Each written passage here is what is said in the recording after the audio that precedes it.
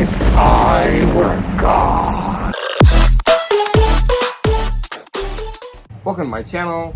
If you like my content, please like, subscribe, and hit that notification bell to get more content. So I am responding to a thread by Static Traveler where you are God and you get to make 9 musical changes. So right off the bat, you are not a very powerful God. You are a minor God or a demigod or a God that has been stripped of most of his or her powers. Change number 1. So a record that would be improved if you could remove one song or add a song or move a song. The first one, I have this record, but I can't find it. I'm in the process of going through all my records. I'm almost done though. I would choose Ecstasy's Sky Larking. Now, this album is beautiful. It's very 80s, but it's beautiful. It's very impressionistic. To me, it seems like an 80s Beatles album. In fact, some of the tracks even sound like they are lifted right from a Beatles album, right? And so a lot of the songs are impressionistic. They deal with sounds, right? But there's one song on this album that is just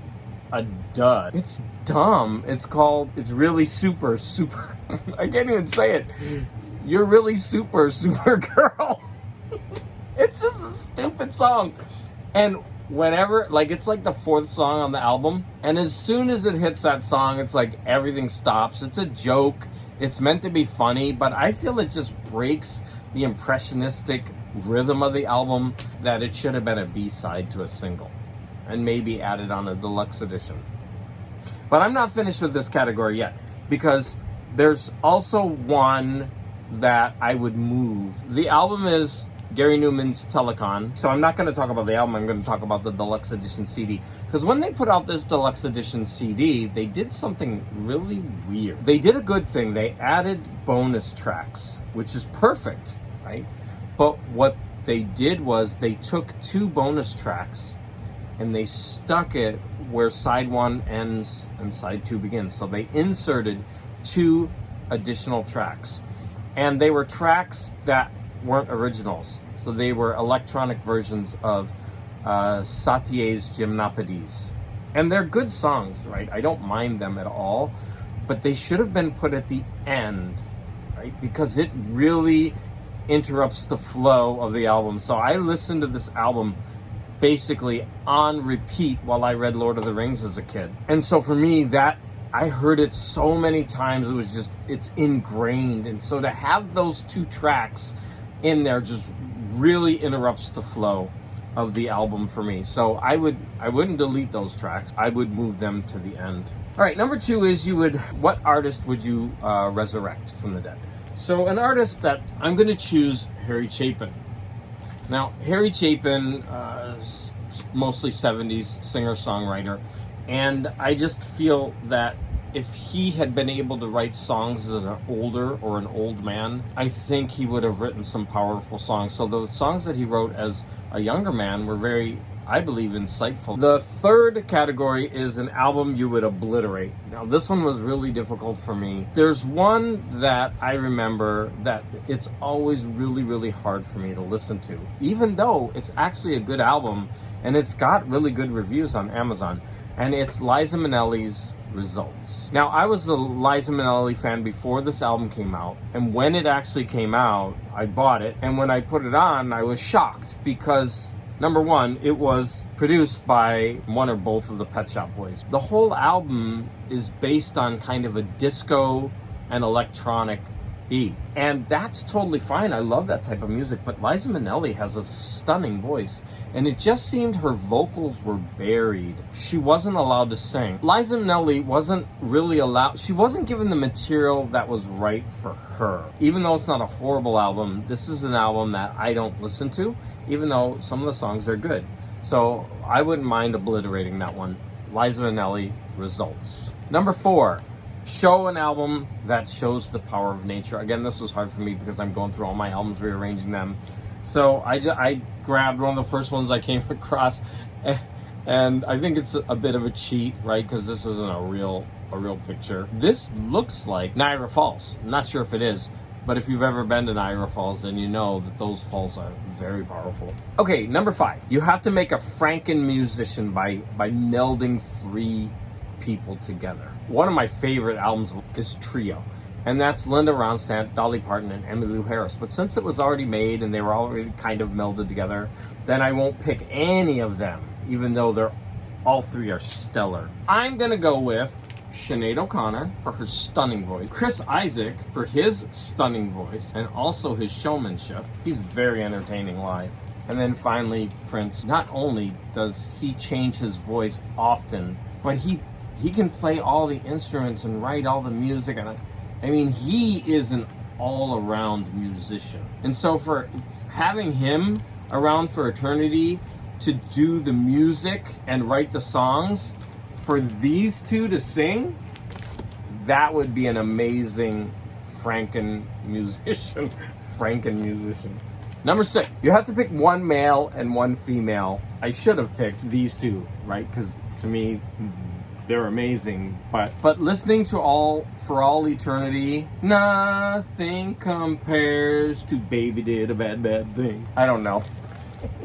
I think I need a little more. So who am I gonna go with? This might anger some people because a lot of people don't like one of the people that I'm gonna pick. But I would pick Cole Porter and Barbra Streisand. Now, I don't know why Barbra Streisand gets maligned so much. I don't get it. She's got one of the most amazing voices ever put on record. I don't get it. I think it's because of the type of music that she performs. But imagine that voice with these lyrics. That is a combination, a stellar combination, an eternal combination. Pick an album that shows a deadly sin. Now, I recently showed this in another video, but come on. He is dripping wet. I mean, what is the point of this picture? It's a good picture. But I mean, that is just lust right there. Lust. They want some Prince. Look, it's dripping. Lust.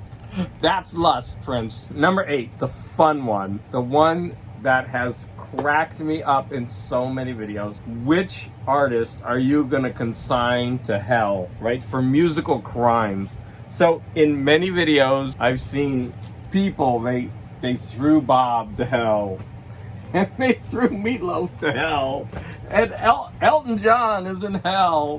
Those gods have powers now out there.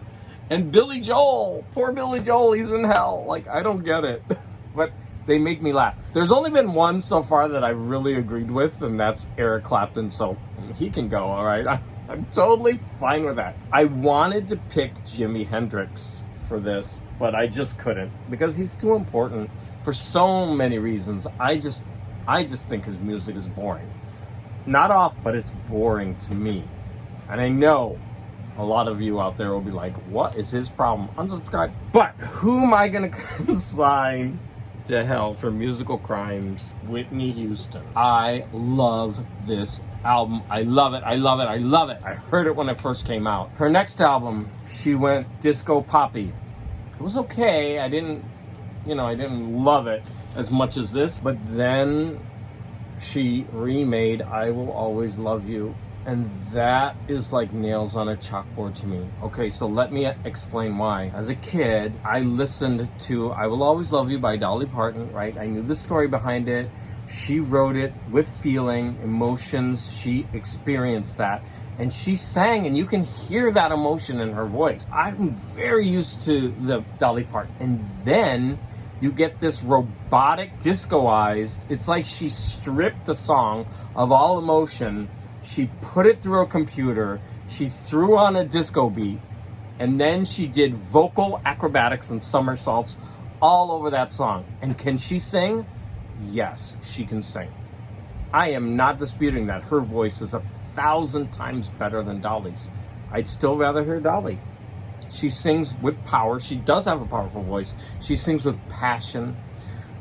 But Whitney's version of that song is so gross, and I can't do it. If that song were gone and I never heard it again, I would be so happy. So happy. That song's a monstrosity. I hope you understand that I hate that song. Number 9, with my godlike power, I can bestow 1 million viewers and subscribers to one channel. This one was really tough for me because I'm a new YouTube channel and I've gotten a lot of support. And I would like to give it to everyone who supported me. There's been a bunch. But the one channel that supported me the most is Rachel's Ghost. She's been so supportive. She's given me shout outs numerous times. And she was the first one, I believe, to be really, really supportive. Okay, but there's also another channel that I would like to call out. It is Square the Circle. Now, Square the Circle talk about music for about 30 minutes, and he does it weekly. He's got interesting things to say. He's really entertaining. He keeps it going, even though he's talking for a straight 30 minutes. It's not boring. And he's also not afraid to go into dark places in his past and talk about that. So he's not afraid to talk about issues from his past and how they affect him now, and some of the things that he might have done wrong in the past, and it's all related to music. And I just think that sometimes he's raw, he's bold, he lets his feelings out, and he's entertaining.